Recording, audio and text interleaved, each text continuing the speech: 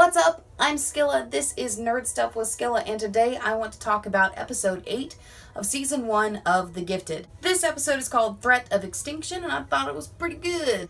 This video will contain spoilers, so if you are not caught up on The Gifted, please go get caught up before watching it. We start off with a flashback to the Von Strucker twins, and we see their house being invaded by government officials of some kind, I believe. And they put their hands together, and obviously they use their power to blow all that ish up.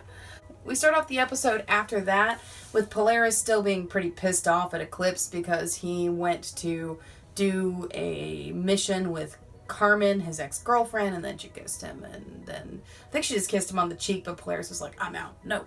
And throughout this episode, we see her kind of resolve her emotions on the situation. The group is out rescuing a group of refugee mutants, and one of them is an empath.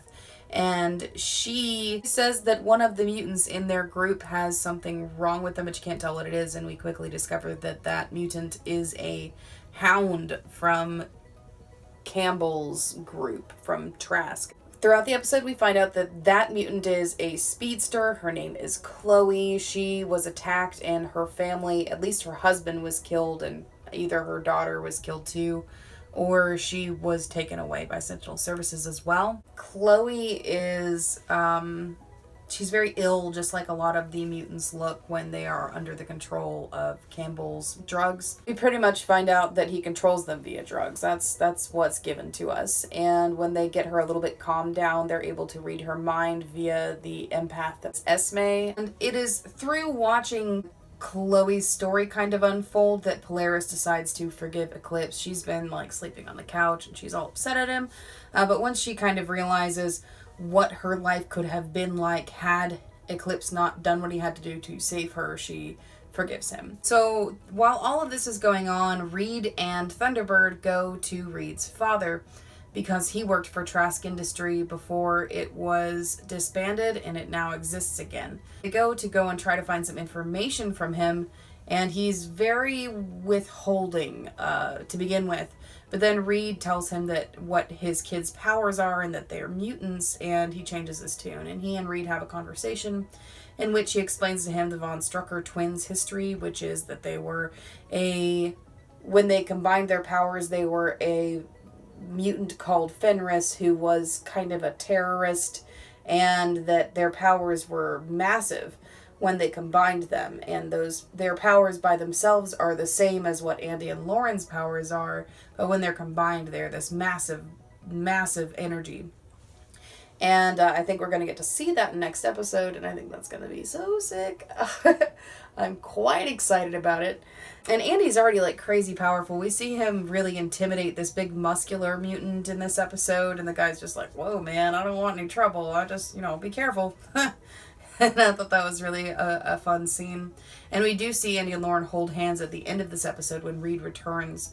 Now, before he leaves his father, Campbell and some of the dudes from Sentinel Services, including Pulse, show up. And Otto, Reed's father, his power is so powerful that he, blows up.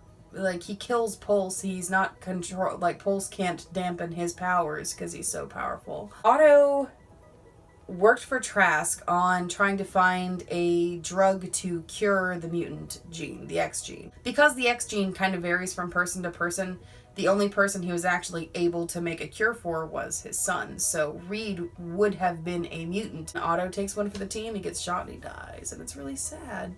My only real problem with all of these parts of the episode is Reed, for some reason, when he says what sounds like an idiot, Otto reveals something to him and he goes, what? And the other time he goes, wow. I don't understand why he can't deliver the word what convincingly, but, fine, whatever. I just thought it was funny. There's another really cool standout part where they're trying to take down the little speedster chick, and Eclipse bursts out these 2 photon lines around her so she can only bounce back and forth but doesn't walk underneath them for some reason. And then Blink makes a portal for Thunderbird to jump through, and it portals out over the top of Chloe's head, and Thunderbird just pounds their face right into the ground, and it looked really cool. It's so much fun to see. Mutants using their powers. I can't express that enough. I am so glad that I actually get to see mutants use their abilities in this show. It's freaking amazing. So Otto's main concern was that maybe Lauren and Andy would be so powerful that they would become villains, and he asked Reed to protect the world, protect them, and to protect the world from them. They're kind of two sides of the same coin, and I really feel like Andy's more likely to be villainous than Lauren is, and I'm really interested to see how their plot goes. I'm glad that Lauren isn't focused on a boy right now, and she can focus on being a badass. I think that's going to be really cool. They use their powers together again in this episode, which looked really good. I don't really understand why they were the only resource available when there's metal everywhere, and Polaris could have just held that chick down with some metal bits, but that's not what happened. Overall, I thought this episode was really good. There were a couple of weak moments, but I thought it was pretty good.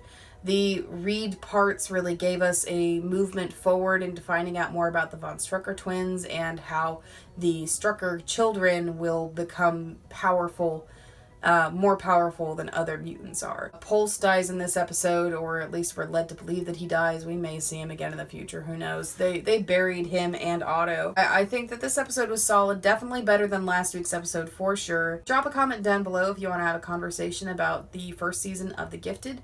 Make sure to give me a big thumbs up if you enjoyed this video. Subscribe if you want to hear about more nerdy stuff from me, and as always, thank you so much for watching.